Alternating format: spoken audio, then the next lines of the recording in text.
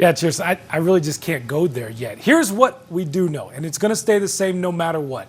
You start chanting Larry anytime, any place in the Valley, people will stop and start chanting with you. One day they're going to name a few schools, probably a stretch of the I-10 after Fitz. That's what you get for nearly 2 decades of unshakable loyalty, professionalism, and class.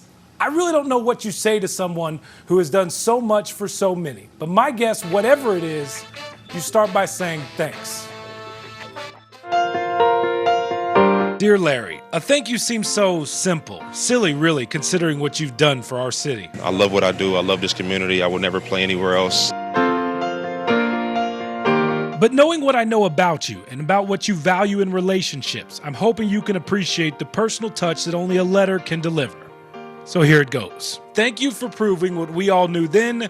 Denny Green was spot on. I thought that Larry was the #1 player in the country. That Larry really understands what it takes to go out and work hard, to be the best. Thanks for knowing that over the course of every season, fans will always react and overreact to wins and losses, but they'll always rally around character. If you're a guy who's not accountable in your personal life, it's gonna manifest its way into your professional life and vice versa. Thanks for showing us life is one hell of an adventure. How does a ball boy from Minneapolis become as synonymous as a cactus in the desert?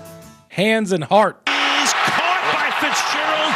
Another amazing catch. Those catches live on highlight reels, but it's these plays that will be shown in film rooms forever. This is why you love Larry Fitzgerald and why he's a leader. It doesn't matter what the score is. Fitz still plays the exact same. We don't control the weather, how hot it is, how much traffic is going to be, but you always control your effort and your attitude. Not to mention all the times you acted like an offensive lineman. So thanks for making blocking cool and tackling funny. They can build on that week after week. Whoa, whoa, whoa, oh. So much has changed in 17 seasons. You have a little, mainly in the hair. I can keep up with my kids. They still can't beat me in a foot race. You know, that's my gauge right there. When my sons beat me, then it's probably time to hang them up, right? But not the person. In a day and age of me, to you, nothing was more important than team, and that made it important to us. You celebrate and praise others' success more than your own. You treat the last guy on the roster like he's the Hall of Famer, and in my opinion, that's your greatest accomplishment. 11, that damn 11, he's something, boy, ain't it? So on behalf of all parents in the Valley, thank you. You made their lives easier. I don't have kids yet, but I can't wait to teach them the value of sports. The same values we learned watching you handle success and failure.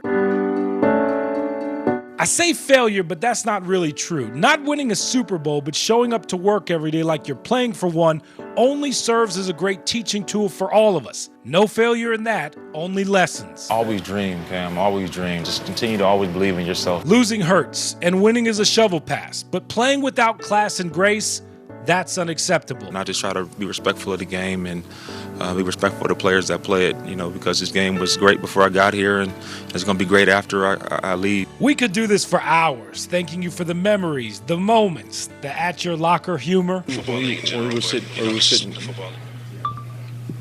Can we get some professionalism here, please? You okay? You okay? You ready? What was the question again? And the off-the-field generosity, especially around the holidays. Your commitment, both time and financially, to making the world a better place doesn't get nearly the attention it deserves. Then again, you don't like attention, and as I said when this all started, a thank you doesn't seem enough. So let me end by saying this. As we celebrate your career as a state, I think I speak for Cardinal fans worldwide. Our message to you is what you've told your team so many times before. I love my teammates, man. They fought all year through a lot of adversity, ups and downs, and we're really proud to be here. Thank you, and sincerely, Cameron Cox, a lifelong Larry Fitzgerald fan.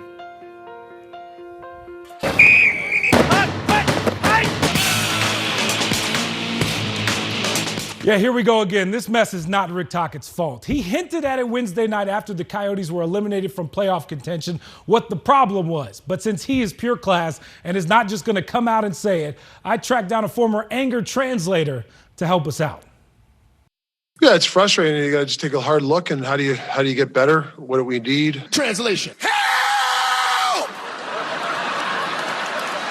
Somebody better get me some more players up in here right now! This is not Talk's fault. For the past 4 years, no one in the Valley has had to put up with more than the now former Coyotes head coach. But through it all, Talk's been the stone cold wall, a calming, respected voice saying one day we'll be just like every other team in the league. I think the guys are tasting a little bit of, hey, if we do the right things and success, what we're doing. They see it now. They see it, they believe it. When he was hired in 2017, he promised to give this team an identity, something they'd been missing for years. They've established something that I'm really proud of. They've really worked hard. And despite never having a contending roster, he got his teams to buy in, channel his playing style, and win. I think we've improved every year, but getting to the bubble and getting those playoff games really helped. But here's where hard work just can't keep up with good old-fashioned talent. In Talk's tenure with the Coyotes, they rank near the bottom in goals per game. But what's new? They haven't had a true goal scorer since his playing days in the late 90s. It's just something I wanted to show the players that, I do believe in them. This is not Talk's fault. Sure, the Coyotes collapsed down the stretch, but here they were in the final week of the season competing for a playoff spot with a roster full of AHL players and a bunch of overpaid guys that aren't living up to their contracts. That's Coach of the Year worthy, and this is not Talk's fault. Once again, this roster is 3 to 4 years away. The same timeline it was when Talk got here in 2017, the same timeline it was when I got here in 2014. See a pattern? Yeah, this is not Talk's fault. This is a big summer. We got to make sure that we're ready to go and continue this process. Cheers. It's just a shame the Coyotes have never been able to get him